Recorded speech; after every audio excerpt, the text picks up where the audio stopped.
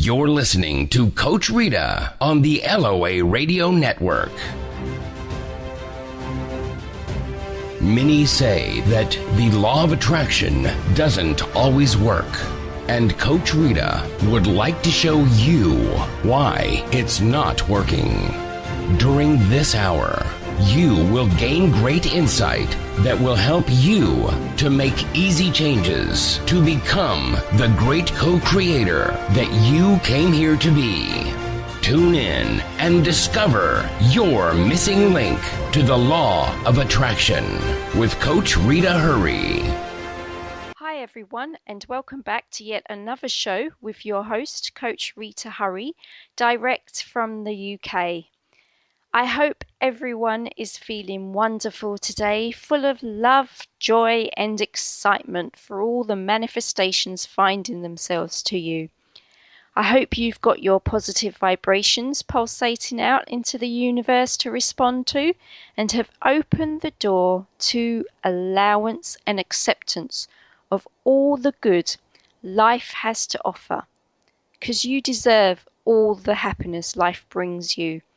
We all deserve to smile and shine bright and enjoy life 24/7. Well, I've had a great couple of weeks. It's been busy, very busy, with lots on my to-do list. But you know what? It's been fun. Although it is work, and yes, the tasks involve making money, but when you're doing something you love and are enjoying every part of it, it doesn't feel like work. It feels like ease, like an extension of me, and I'm thankful for that. I'm also thankful for being able to help others through my coaching, energy healing, and of course recording my show.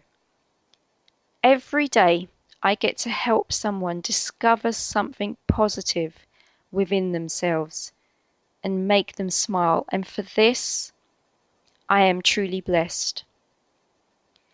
So yes, it's been busy, but one thing I will say, no matter how busy life can get, you must take time out for yourself and do what matters to you. Be that socializing, having a laugh, relaxing.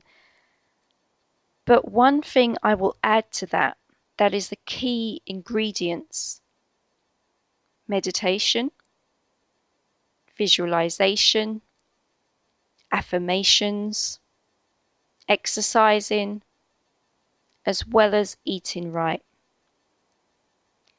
You've got to remember that if you forget you and maintaining your body, mind, and spirit, it all means nothing. You are the core of your true being. Now, if you think about a house, now a house won't stand strong for long if the foundation it's built upon is weak. Your body, mind, and spirit are your foundation. So no matter how busy life gets, book in your diary you time.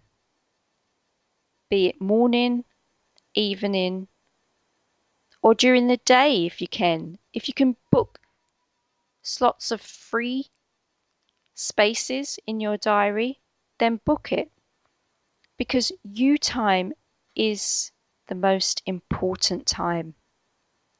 My days run smoothly when I do my morning and evening meditations, my morning energy healing exercises, some mirror work, maintaining my body through regular exercise, and eating right.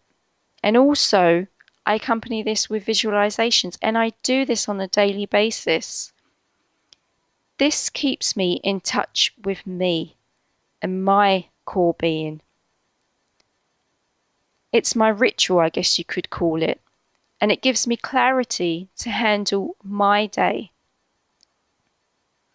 So please factor yourself in on a daily basis. When I say this to you, I am speaking from experience. Life can get pretty busy, life can get pretty hectic, and one of the things that tends to happen is we get very external and we find that we're pulled from pillar to post, doing, reacting, and following sometimes, and we almost forget our inner being because we're just go, go, go, on the go, reacting to everything. The best way to be is to be proactive, not reactive. And the way to be proactive is to come from a strong foundation internally, to know yourself, to take the time out to understand yourself. So within you, you are still strong, that no matter what is going on during the day, if you needed to, you can quickly zip back into meditation mode and be still and calm and just connect with yourself. You can do that in an instant. And that's how you maintain your day. If you know that when things are getting a little bit hectic, you can just stop, take a moment, get deep into yourself, really get in touch with your inner being, and then get back out there and go again. That's what sets you apart. That's what keeps you going. That's what keeps you proactive instead of reactive. And for myself, I have a huge schedule. You know, I coach clients not only in the UK, but in various other countries. I am constantly liaising with other businesses and other coaches and experts in the US and in other countries as well. And I've got my ears and my eyes in like all different places, just maintaining everything. It is a lot. It's constant, always on the go. But if I don't maintain myself on my daily basis, if I don't put my ritual, if you want to call it, in to my diary, and I don't make the time to say, okay, it's time to get up, but you know what? I'm not physically getting up. I am spiritually getting up so that I can connect to my spiritual self and awaken the way I want to awaken, so I'm ready to go. That's what makes a difference, and that's what keeps me going. That's what keeps me going until late evening when I'm needing to contact someone in the US, but in the UK it's nighttime. You know, that happens quite a lot, but it's not that I'm working late. It's just I'm on the ball constantly, and even though my day may be ended, I'm still on the ball and I'm able to deal with things and not see it as stressful because I maintain my core self. So please factor yourself in as much as possible. Without your routine, without disciplining yourself to put you first, you can't keep going. You can't re-energize yourself to keep going. And yes, there are energy drinks out there, and yes, there are things that we can supplements and things that we can take to boost us and to keep us going. And I'm not talking about those that are illegal. I'm talking about those that are good for us. But at the same time, isn't it better to be able to come back to your natural source, the universal source of who you are, and to gain that energy from you? Just spending time with you.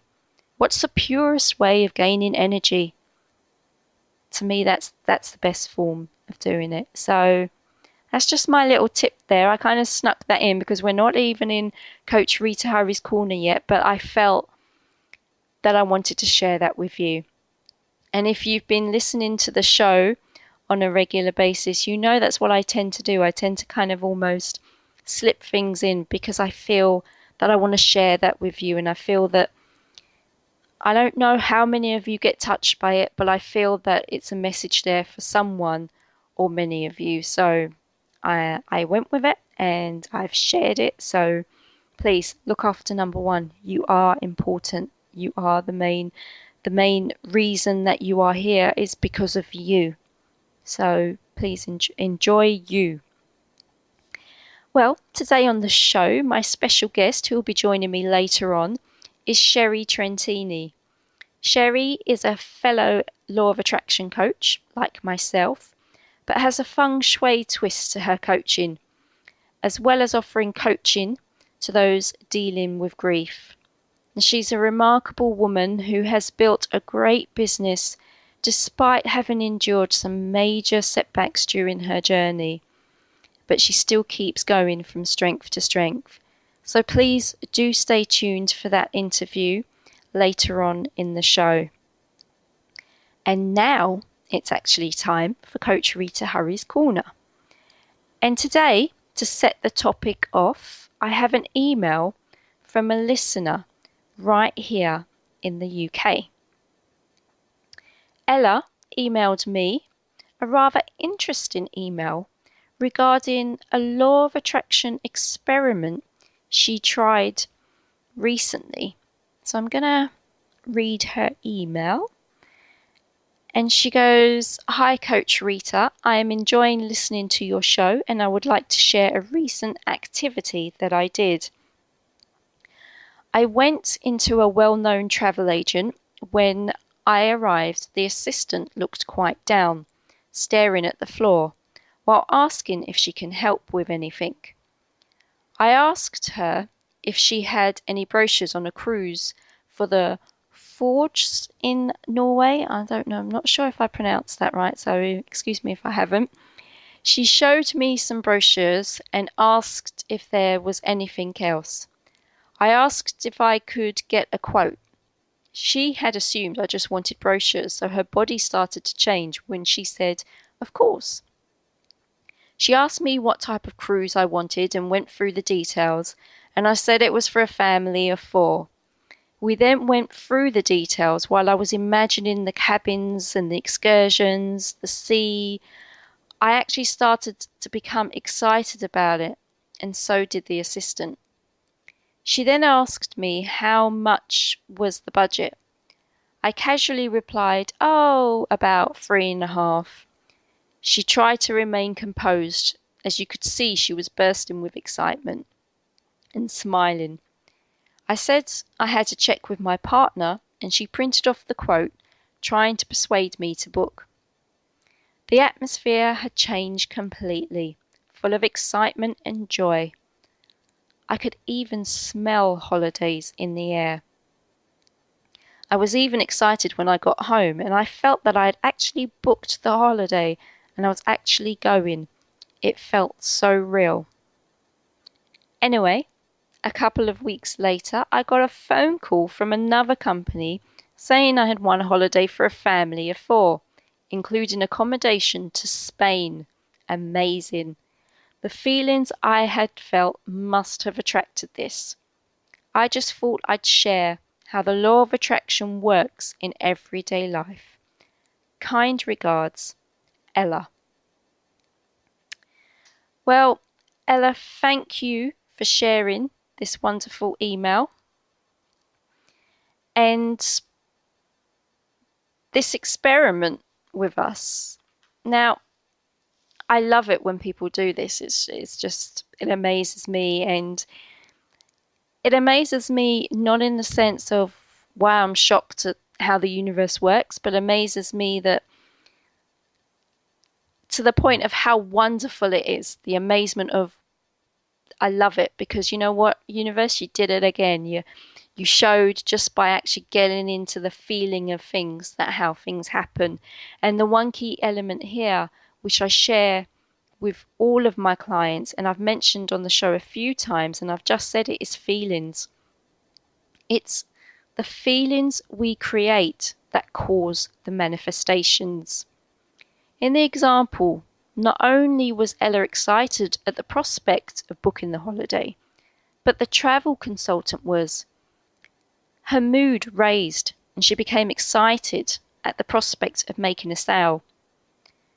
Now, for me, it kind of would have been interesting almost to kind of put a camera on the consultant after Ella left to see if she actually did make a sale following Ella's visit due to her feelings which were raised, and she must have been sort of resonating at a higher vibration after that.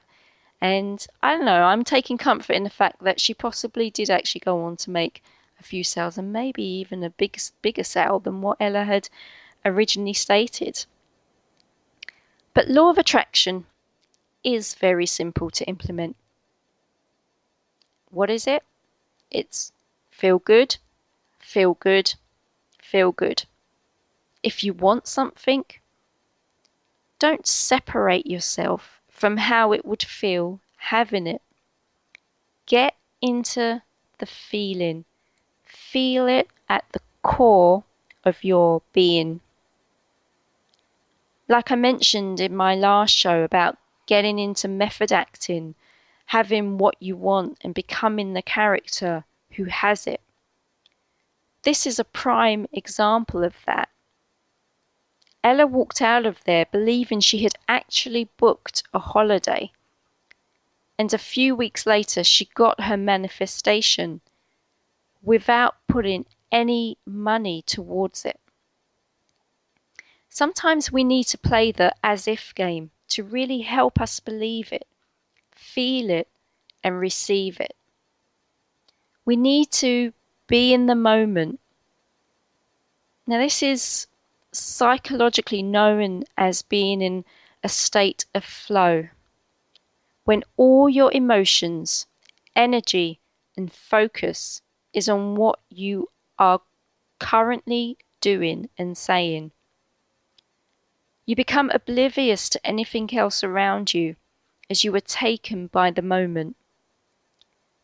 Being in a state of flow for something you want and getting excited, knowing you can have it and will have it, is the best medicine for any waiting period. Your vibrations into the universe become more stronger and more certain than ever. And therefore the universe, as always, says yes to give you this.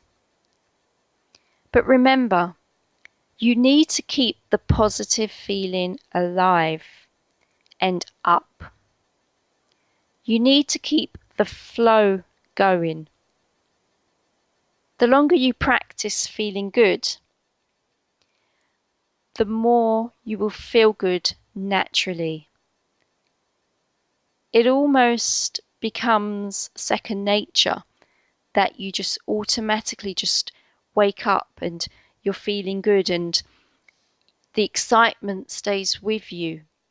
You know, they say it takes about 21 days to create a habit. How about creating a habit of feeling good? You know, we're so quick to we're quick to create other habits. But what about the habit of feeling good? You know, like I mentioned earlier on in the show about focusing on the core of you and looking to implement meditation, visualization, and setting some rituals to maintain your day. What about the importance of feeling good? Yes, when you implement these rituals, you'll start to feel good. But that's your aim, isn't it? Your aim is to feel good. When you're energized, when you've got clarity, feeling good almost automatically comes naturally. So it's important to maintain that and to keep it alive, because again, I'm speaking from experience here, and everything I tell you, it's things that I personally have gone through. And I can say to you that when I started focusing on feeling good more than being right, things changed. My life changed. It's not about being right. It's not about being petty. It's not about being, well, this should be this way and that's it and it's not that way. It shouldn't be about that. It should just be about feeling good. It takes a lot more energy to be trying to be right than it is to feel good. And there's a lot more, trust me, there's a lot more reward in feeling good than having to be right. And it just feels so good inside. So how about trying an experiment similar to Ella's? Is there something you want to buy? Get into the practice of going to these shops that sell them. Push the imagination until it feels real.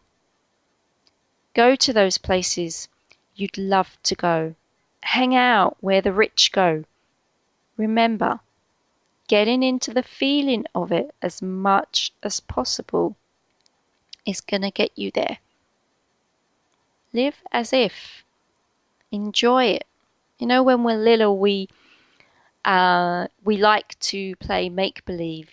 We like to play mums and dads, or we like to play that we're some superhero, which we are, but we like to play make-believe, and we've almost got to get that childlike quality back again and make believe our future, and just continue to keep that feeling going, because it's fun, and also it gets you results, and I bet the majority of the time you're always smiling. So this is my guidance to you. I've done it.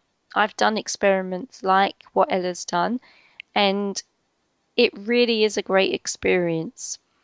You do feel excited and fulfilled, which always leads to good.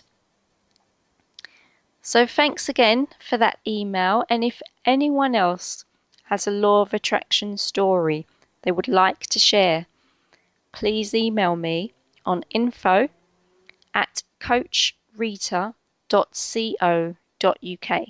So that's info@coachrita.co.uk. And I know I haven't said it for a while. I've kept quiet to see what emails I get through, but from time to time I will send you a reminder, because remember, this is your show. This is about you. It's about inspiring you, but also sharing your stories to inspire others. So, please send me an email. I still love to hear from all of you. Okay, well, I've spoken quite a bit, so I'm going to take a break now for a station ID, but please don't switch off, as after the break I will be introducing my special guest, Sherry Trentini. So we'll be right back. Stay tuned. You're listening to the Law of Attraction Radio Network, heard by millions worldwide through 38 internet radio stations and in over 135 countries. Come join us on Facebook for your daily dose of inspiration and action that reveals the secret within you. You can find us at facebook.com/Law of Attraction Radio Network. That's facebook.com/Law of Attraction Radio Network. It's here, it's hot, and it's a must read. It's the science behind the Law of Attraction magazine. Every issue brings you great articles and in-depth how-tos from all your favorite Law of Attraction experts, authors, scientists, and medical professionals. Go to lawofattractionmagazine.net.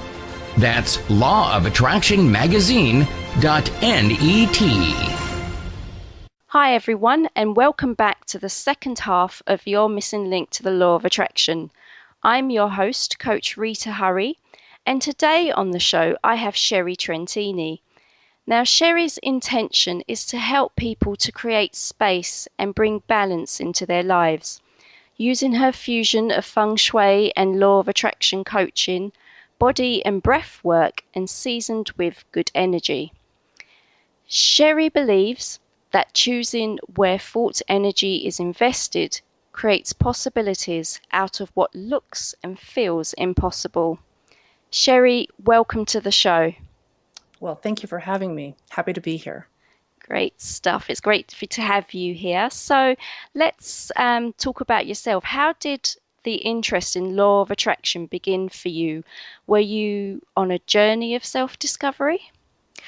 Actually, if I remember correctly, the first book I bought was the book Creative Visualization by Shotki Gawain, if I probably pronounced that improperly.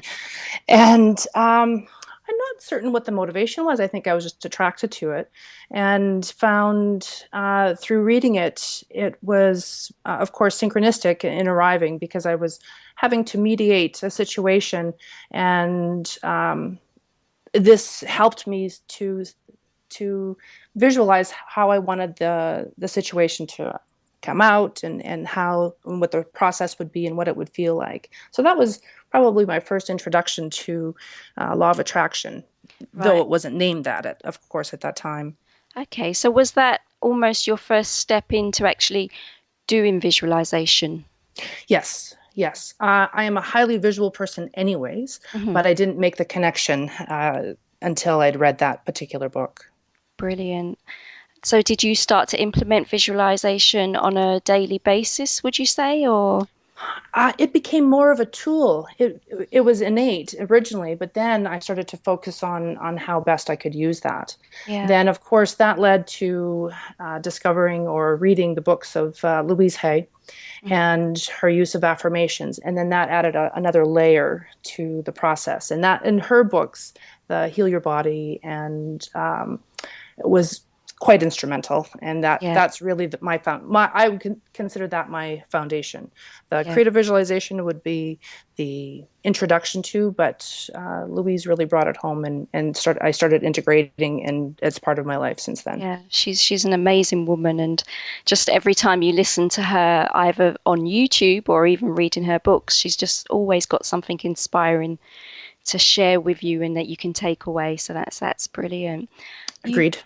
you mentioned in your bio on your website that you explored a number of modalities to release the restrictions in your life at the time. I know obviously you've touched on a few in terms of books that you've read, but can you share with the listeners how your journey evolved from that? Well, books, of course, were a big part of it, but I was having difficulty in my body. So, of course, having that happened after reading Louise's book. And so I started to look for ways to help my body and then, in turn, release whatever it was that was creating the thoughts that were creating it, or the lack of support, or whatever the combination was that she had spelled out in her books. Yeah. So I had lower back problems, and so I sought out anybody who told me, that they could help me to release this lower back issue, Mhm. as well as doing mental work around it. So anybody who offered or suggested, give me $100 and I can help you do that, I was happily Yeah. reaching for my wallet. While simultaneously trying to figure out what the source was, what the energy was, not just the physical, but trying to work in concert with that. Okay. So you name a modality, and I probably paid money for it. I think I think that's something that many of us do. Especially it sounds that you've got a very inquisitive nature about yourself and you're open to try different things that will work for you. I think that's how we learn, isn't it? Of course, yes, of course. And there's so many things there's a little takeaway from everything. So it all, it all accumulates. Brilliant. So what did you find? I mean, it may have been a combination of things, but what did you find actually helped you at that time, if you can recall, in terms of your lower back pain?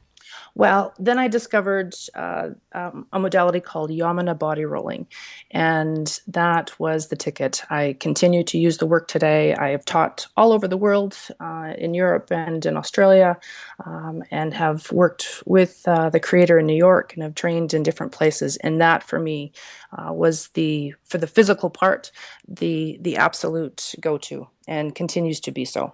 Okay. Are you able to just share exactly what is involved in that, just sort of touching on it?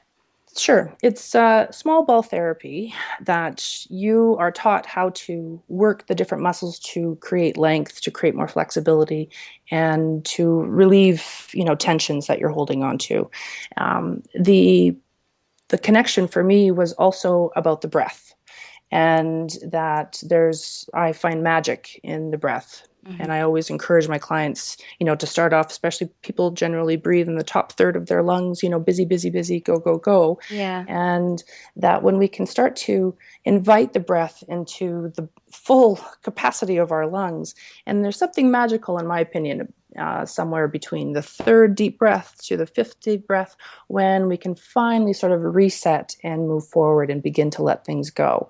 So that, in combination with the equipment, the balls, Hmm. and the process, or the training, was by far the most life changing, both physically and otherwise. Sounds great. Brilliant. I'll have to look that up because it's the first time Hmm. I've actually heard of that. So, Oh, you've yes. taught me something there. Oh, good. Happy to do so. So, I mean, I know obviously you went through a period, I guess we could say, of darkness in the sense that you lost your husband and your father so close together. Now, obviously, that must have been a very, very difficult time for you. How did you deal with this to keep moving forward in your own personal life? Yeah, that was not awesome. Mm. Um, the back in I don't want to say the date to date me, but I Yeah. started reading about feng shui in the late 80s, let's say. And I had subsequently had to continue to read about it. And whenever there was challenges, I also went to moving things around my space, decluttering. I'm a big fan of purging, to try to support my environment with the things that are around me, and to help to sort of support solutions, or to be open to solutions. Hmm. So I'm a big fan of moving things around. I'm a big fan of all of that. And at that time, there we had a number of challenges, but of course, having the impact of losing my husband and my daughters losing their dad, they were quite young. Yeah. That prior to that, I had started to make a connection with the life areas that the feng shui map, or the bagua, uses, and how even though I was moving things around my house, I was still thinking the same things. I hadn't thought differently about the problem, or, wanting to move the energy mentally. Mm. I needed to make that connection. I needed to knit that together. So you were doing it more externally than internally. Correct, Yeah. correct. So prior to that, I started playing with the idea of, what if I didn't move the things around my house, but decided to move those things around in my head? And what could I let go of? What could I declutter that I was thinking about in a particular life area or a particular situation? And how would that make a change? It Yeah. didn't stop me from moving the physical things, but I noticed a, a different result, or a different manifestation, as to how then, you know, you looked at things a little bit more broadly, and the possibilities became a little bit more evident, rather than it's feeling so impossible, and so on and so forth. So Yeah. that that is exactly what I went to, not long after, because as a newly widowed person, and I've got two young girls, and so what do I want our life to be like? Um, Yeah. and you know, how can I think about, or what do I need to focus my thoughts on in order to generate something positive, so that we can move forward, not displacing the grief, and not ignoring the grief, and not decluttering the grief, but rather we are grieving. However, we still can be moving forward and working with that, while working towards feeling better Yeah. overall, Yeah. not just about that particular situation. Definitely. And I think also maybe, having your daughters there was also an extra motivation for you to gain that inner strength and, Yes, focus on moving forward. exactly. And not wanting to, grief in whatever capacity has a tendency to maybe bring in that victim energy. And this was a horrible experience for them and for us and for everybody who was affected and anybody who loses anybody anywhere around the world. It's universal. Yeah. However, it was also a need or a desire to, yes, this has been our experience, but what do we want our experience to be in our life? So that's where, I use the phrase, it's one thing to live with grief. It's another thing to make grief your life. Yeah. And did you actually, were you trained in certain modalities to actually help you come to that conclusion by then, or were you new to your own business and your training? No, I wasn't. I just drew from what I knew, Mhm. and focused on the foundation of what I knew to be true and the law of attraction stuff that I had brought into my life and was using. And only recently have I become a certified grief recovery specialist, which is a fantastic program, and I'm eager to share that with those who are interested in moving forward with a different, more action oriented. It's different than what I did, but it's along the same lines. Yeah, yeah, and I'm sure there's many people out there who would actually benefit from that because some grief is something that hits us all. We all, Hmm. as you said, it's a universal emotion that we all share, and to know that there's a program or someone out there that can actually give us the resources to help us through it is always valuable. So that's great. And one more thing about that is Mhm. this particular training talks more grief, defines grief in a much broader sense than maybe what we would traditionally know or the collective consciousness thinks about. That grief can also be experienced by somebody with, a change in their health or a change in their employment or a geographical move and things like that. It's not just, there's no levels of grief. So somebody who's, like myself, who lost my husband, then my father in short sequence, uh, there's no, my grief is not any greater than, you're losing your dog, or grief is just grief. Yeah, so it's basically a loss, isn't it, to and Exactly. what it means to you. Exactly. There's no measuring as to who's grieving more or who. So that is one of the things that attracted me a great deal to this work. Brilliant. That sounds awesome. Now, you've done some traveling in your life. Hmm. Was this a key component to helping you continue to release all the negative emotions and choosing life and you? Because I know, obviously, I mean, I love traveling as well, and it just resonating, meeting different people, going out there, and just knowing that there's more to the world than your four corners of your own world. Exactly. Yes, absolutely. There's no very little feelings of regret throughout my entire life, and moving abroad is certainly not on that list at all. We had an exceptional experience, and one of the gifts I think that it brought to me and my girls was that we broadened how we felt, and it was okay to feel how we were feeling, and we were feeling happy, and we were curious, and we were exploring, and we were going here and going there and meeting new people and having an exceptional adventure, and that is okay. um, we did this not terribly long after we experienced loss, and that wasn't again a way to distract them from grief. We continued to deal with that and continue to deal with that today. Yeah. However, it was possibly an opportunity to change our perspective, and again, being able to sort of take a deep breath, if you will, and choose to move forward because we were someplace different, and we could create what it is that we wanted there, and it was amazing. Yeah, it sounds beautiful. It almost sounds perfect in terms of obviously changing the situation. I mean, for example, I've studied a bit of NLP, and it talks about if you're feeling down and you're sitting down, it's good to stand up and do something to almost counteract the emotion in terms of breaking it up a bit. Not that you're getting rid of it completely, but you're just kind of set in a different scene to kind of help you along. So that almost sounds quite similar.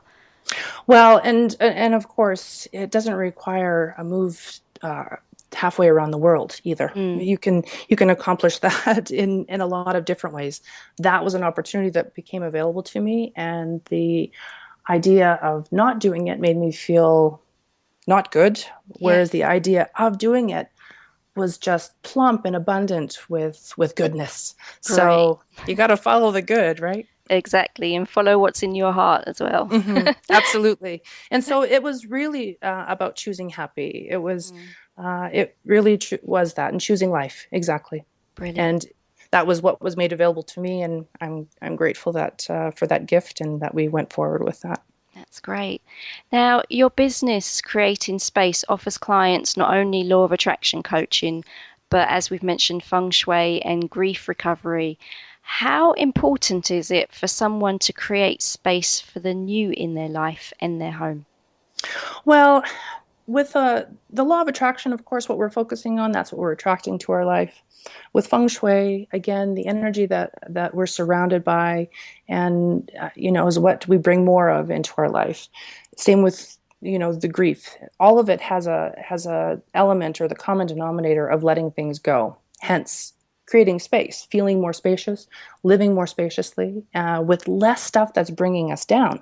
Yeah. So, and to be able to focus focus on the things that they want in your life rather than feeling burdened or encumbered by the things that you don't. So that could be physical things, that could be emotional things, that could be energetic things, as in thoughts and such. So it all has, in my opinion, it all works together.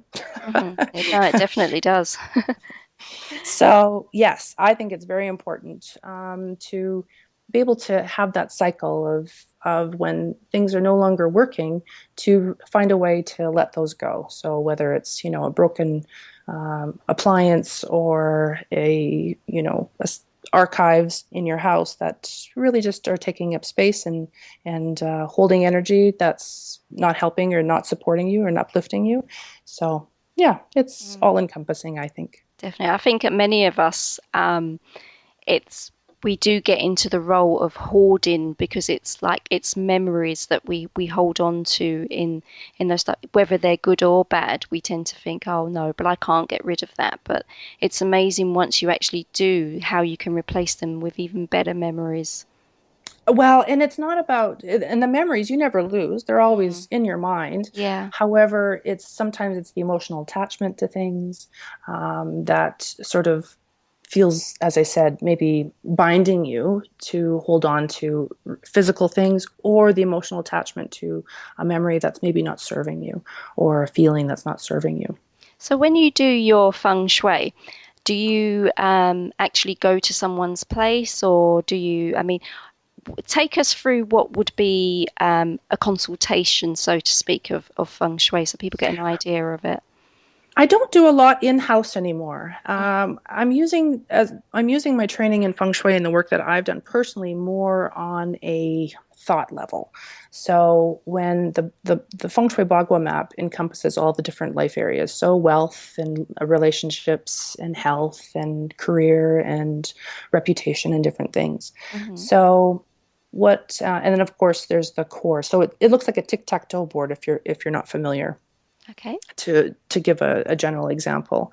And that when our core desire, the center, the center square of the tic-tac-toe that is then surrounded by the other areas, what are the areas that we're wanting to focus on? So feng shui, in my experience, when I first looked at the book and bought the book back in the late 80s, my idea was that I was going to read this book. I was moving to a new city. I was getting my first apartment or flat, and I was going to manifest bags and bags of money, and my Prince Charming was going to knock on my door, and all these fantastic things.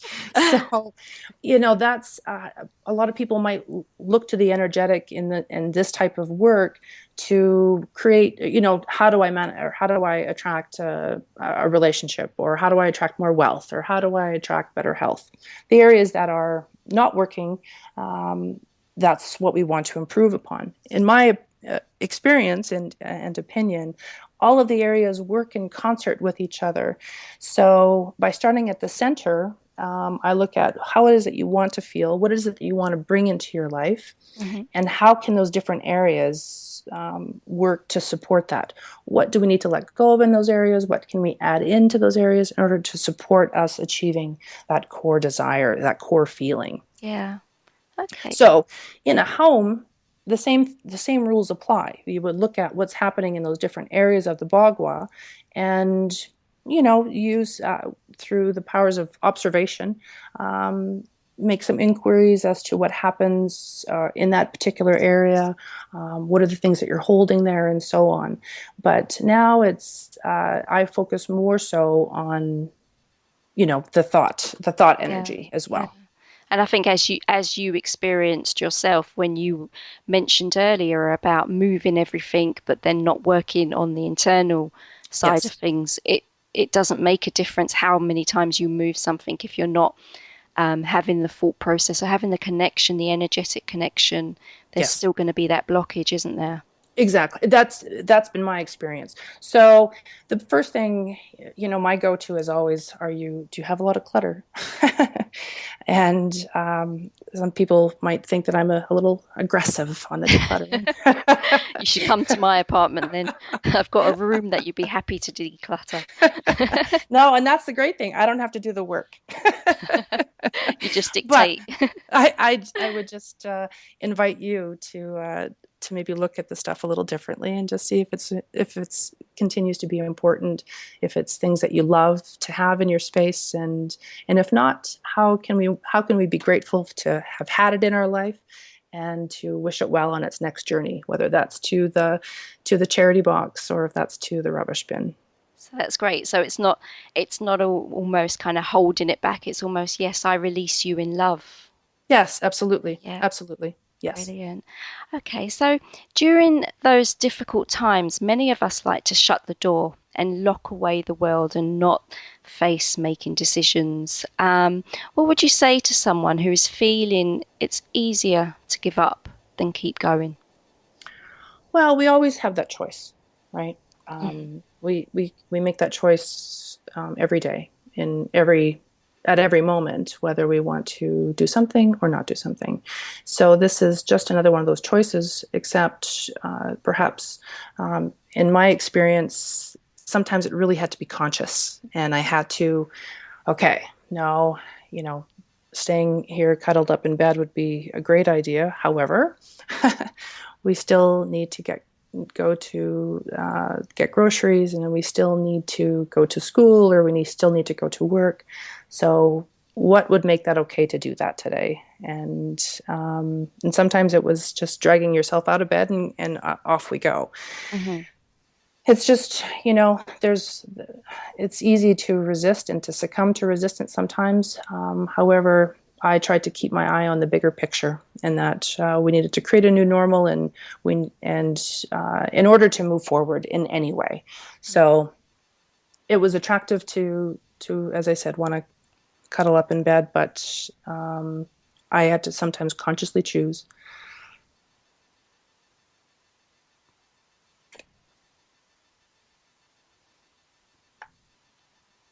Hello, Sherry. Yep, Hi, yep. sorry, I've lost you there for a moment. Oh, I'm sorry. Um, so yeah, obviously, in terms of consciously choosing to get up in the morning and go about your days is definitely a big factor. Would you say that you mentioned obviously keeping your eye on the bigger picture? Would you say that that's something that almost the visualization kind of comes in terms of where you want to go in life? Most definitely. Yeah. Most definitely. Especially when they're in a grieving situation, everything can feel so heavy, and the most basic and fundamental activities can feel very, very difficult to accomplish. However, yes, I just kept thinking about what it would feel like to be able to come through this, and work with it, and work through it, work with it, work amongst it, and that everybody will be okay, everybody will be good, and we will figure out how to do that along the way. But the goal was to choose happy, and and to remember what feeling happy was about. Yeah, definitely. And I think you've mentioned it quite a few times, which is something I'm a great believer in, is focusing on getting that feeling of happiness as much as possible to Mhm. enable you to not only manifest what you want, but also just to keep you going, because it's easy to dwell on what's not working, but we lose the sense of happiness. And you've mentioned it a few times about the focus of just wanting to be happy and enjoy Yes. life. Absolutely. Yeah. And the crazy thing, and in my experience, and this may not be for all, but some might be able to connect with this too, is that during, there seems to be a period of time too when if somebody knows that you've experienced a loss and then sees you laughing or having a happy moment or having a animated conversation, that sometimes you can get the feeling that people don't want you to do that. They may be, well, you should be sad or you should be feeling that. So sometimes it's permission based for yourself and sort of Yeah. keeping that feeling that it's okay to be happy, even though you've just had a sad experience. It's okay, and that's what sort of keeps the momentum going or helps to get traction to move forward as well. Definitely, it's moving away from the shoulds, I think, as well, isn't it? Yes, of course. Yes, shoulding, not good. Yeah. Okay, well, you mentioned in your website that choosing your thought energy was important to you, which we've kind of touched on, especially as law of attraction teaches this, and our thoughts attract our reality. So, would you say that mastering this is the key element to successful law of attraction living? Absolutely. As I said, no matter what situation you're facing, why the downside can sometimes be sexier or more attractive or easier to feel that. And so thinking and the connection with how those thoughts make you feel, Hmm. I think would be the fundamental for me, in that sometimes of course it's easier when we can go down that slippery slope of not feeling good or having a bad thought, or things aren't going to get better, and blah blah, sort of carry on that trail. Sometimes as I said before, it has to be conscious to choose the thoughts. Okay, it's not that great right now and I'm not feeling very good, but what else can I focus on in order to start to sort of bounce back, if you will? Yeah, yeah. Again, it's the feeling good, isn't it, that comes into it. Yes. Yeah. What feels better? Mm, Which thought makes you feel better? Um, that the two connected, I think, are absolutely the key to the successful use of law of attraction. great stuff. So, what final piece of advice would you like to share with our listeners who may be struggling to stay focused on achieving what they want from life?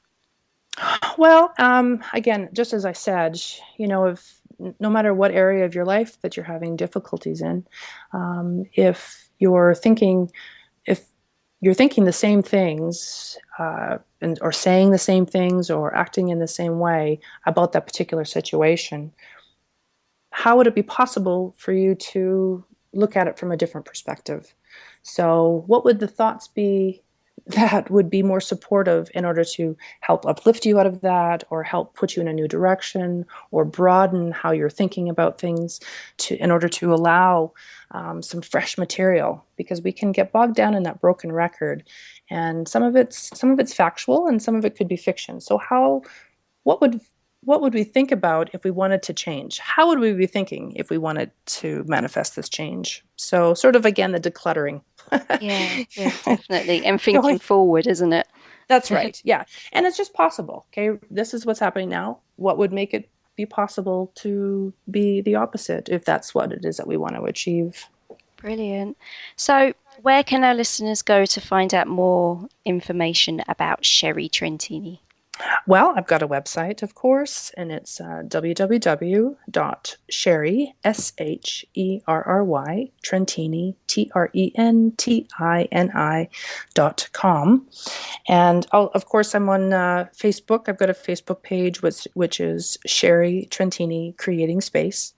And so they can, and I'm Twitter and Pinterest and all those things too.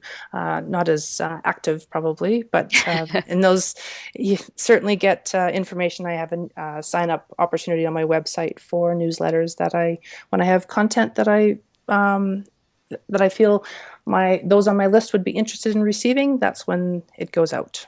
Brilliant. And for all you listeners out there, Sherry is also on the current issue of The Science Behind the Law of Attraction magazine, as well as the next issue coming up in June. So if you wanted to sign up for her newsletter, you can check out those magazines, and her contact details are on there too. So, well, Sherry, it's been a pleasure having you as my special guest. Thank you for sharing your journey and advice with my listeners today. Well, I appreciate the opportunity, and thank you so much for creating this. You're welcome. Well, that's it for another show. I hope you all have gained some valuable insights and helpful tips to help you continue on your law of attraction journey. Remember, life is meant to be fun, so enjoy it and continue focusing on feeling good. Until next time, this is Coach Rita Hurry signing out. Bye. Thank you for tuning in.